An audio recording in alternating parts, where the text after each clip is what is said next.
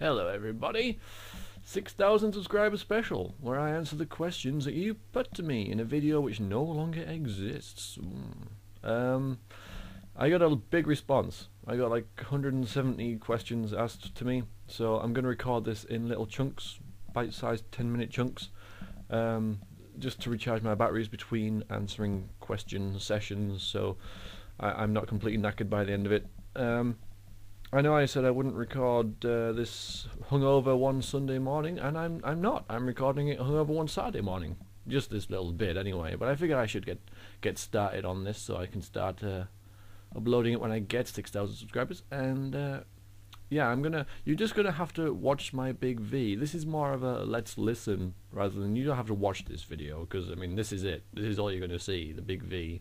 Because I figured I did think about putting some gameplay of random games there, but I thought it would detract from the whole point. You know, I get comments on the gameplay rather than the answers to my questions, and that's not really, you know, you guys get enough gameplay from me. So yeah, the big V. So just sit back and listen. I shall start answering the questions which I have received from you people. So alright, let's get started. Okay, so yeah, Gerard231 asks, are you the kind of person who wears really short socks, no socks, or very long socks? I personally wear very long socks. Well, I was curious about what sort of socks you wore, Jared231, so that's very good of you to tell me. I think I wear short socks. I mean, I wear short socks. I don't know why you'd wear no socks, unless it's like around the house, I guess, but no, I always feel like naked having bare feet. It doesn't feel right. And I'm always like, I want a covering over them. Feet are kind of gross anyway. I'm not really into feet, to be honest with you, but that's kind of getting off topic, isn't it? Yeah, short socks. Long socks kind of irritate you because I'm quite hairy. Like long socks up my legs, they tend to rub on the hairs on my calves and stuff. No, short socks for me, thank you very much. Okay, probably too much information there that you were planning on receiving, but it's the first question, so I wanted to leave a good impression. Yeah, certainly done that. Evil Man Pie asks, what was your best party in Baldur's Gate 2? And I mean the most fun party. The one that really stands out that I remember is a really evil party. It was part of a modded game, and it was the most powerful party I've ever played with. There was me as an anti-paladin, and then I had Corgan, I had Valen, who was a modded vampire, fighter thief. I had Arenicus in Throne of Baal, and he was kick-ass, and I had Edwin, and I had someone else. Who am I missing? Viconia. Oh, Viconia, of course.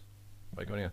So that was like, I had a lot of fun with that because I was picking all the evil things, and my party was so powerful. Like seriously, so utterly powerful. Who did I say there? Anti-Paladin, Corgan, Valen, Irenicus, Viconia. Oh, and Edwin. Edwin's awesome. So yeah, the two mages worked really well. Was really good. I would say in a vanilla game that the most fun party you could have is whatever your protagonist is, plus Edwin, because he's an awesome NPC, especially with his personal quest. Jan, Minsk, because they're the three really tapped characters. And then I don't know. Let's just have a little think. I mean, I always liked Head Lease. A lot of people don't like Head Lease, but I like him. You could have possibly maybe Viconia. No, not Viconia. Yeah, Viconia, definitely. Oh yeah, because she is fun. And someone else. But there's not that many. I notice there's not that many fun characters in Baldur's Gate compared to Baldur's Gate 1, where you've got like Quail and Tiax and Zar and Zan. I just named 4 then without even like thinking about it. Whereas in Baldur's Gate 2, it's a little more serious. But yeah, that'll do for that.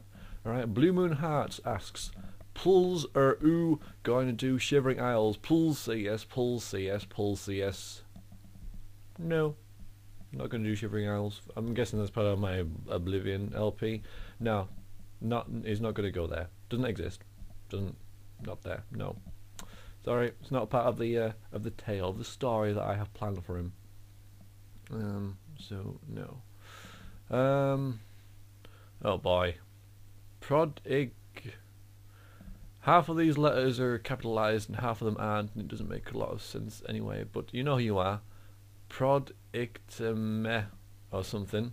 Probably missing something there. But what is your favorite? You ready for this? The type of class in RPGs, like spellcaster or rogue stealth guy or a warrior, or none of the above or something in between, and still none of the above. In which case, I have no idea what it would be. Yes, it would have to fall into either spells, rogue, or warriors. I think out of the three, I find rogues that I know this is like surprising because I suck at stealth. I suck at it, but in RPGs it's more stat based anyway, generally. Whereas in games like Deus Ex and Thief, it was more manually done.